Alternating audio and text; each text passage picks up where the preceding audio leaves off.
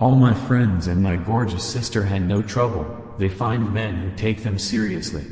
I don't ever get that, unfortunately. I get told that why are you surprised you get no men when you are fat? That's a solid point tbh. I don't know if I want to date me either lol. I don't really have redeeming qualities.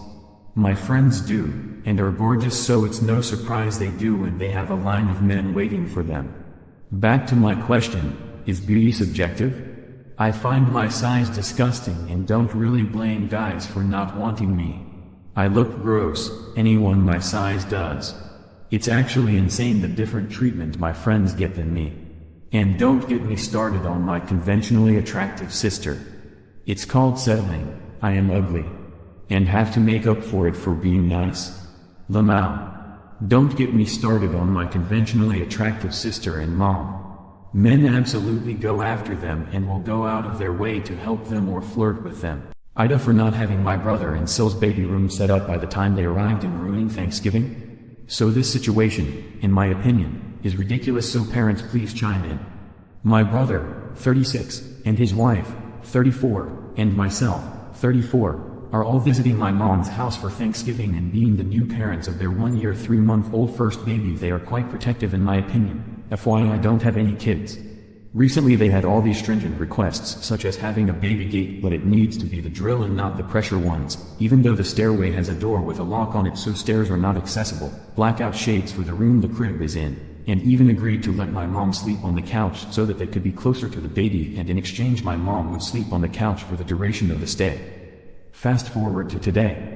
The blackout shades take 5 minutes to set up, and while I had agreed to do it 3 months ago, I told them it made no sense to do it so far in advance since we prefer sunlight in the room and we could set it up instantly when they arrive. Unfortunately, I exited work late, and in combination with traffic I arrived exactly 45 minutes after they had arrived. They were furious. They swore to never come back again if we delayed the baby's sleep by 45 minutes to an hour. They claim that the baby is going to suffer because I am unreliable and the shades had not been set up before they arrived. They are now deciding to leave first thing in the morning. Keep in mind this is a simple setup, a literal bath rod and blackout shades, and then putting that in the window. Everything was purchased, it just had to go on the window. Some background info: they drove about 7 hours with traffic, so I get they are tired and exhausted, and the baby was probably crying, so they were on edge. Also, we promised to have it ready, but it was not done in time.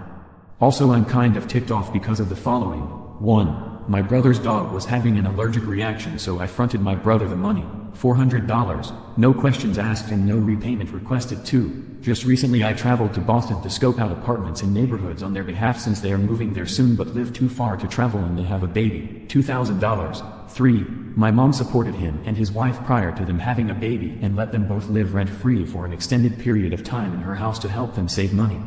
I feel they are entitled and spoiled and should not be acting this way. I'm also upset because my Sil was telling my mom how it was unfair how everything wasn't set up prior to their arrival even though we said it would be.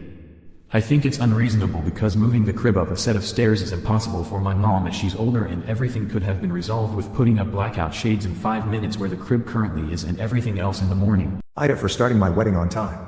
My parents are late for everything. They were late for everything while I grew up and they refused to care about being late. They do not care how disrespectful it is to everyone else.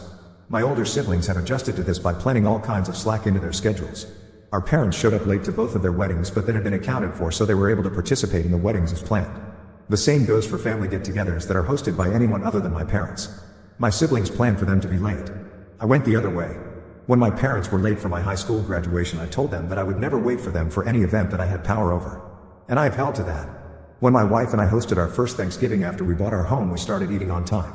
My parents showed up late after visiting with other family and were surprised to see us all laying around in tryptophan comas. My wife and I got married last weekend and the ceremony went perfectly.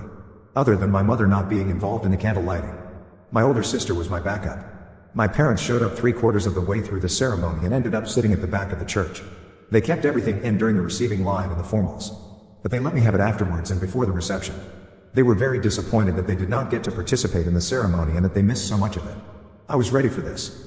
I had one of my friends waiting and he took their pictures when they were entering the church and sitting down at the back. He sent me the pictures as a text and his email. I asked my parents to show me their invitations. They did not have it with them, so I pulled out the one I had ready for this. I showed them the time on the invitation. I asked them what time they showed up.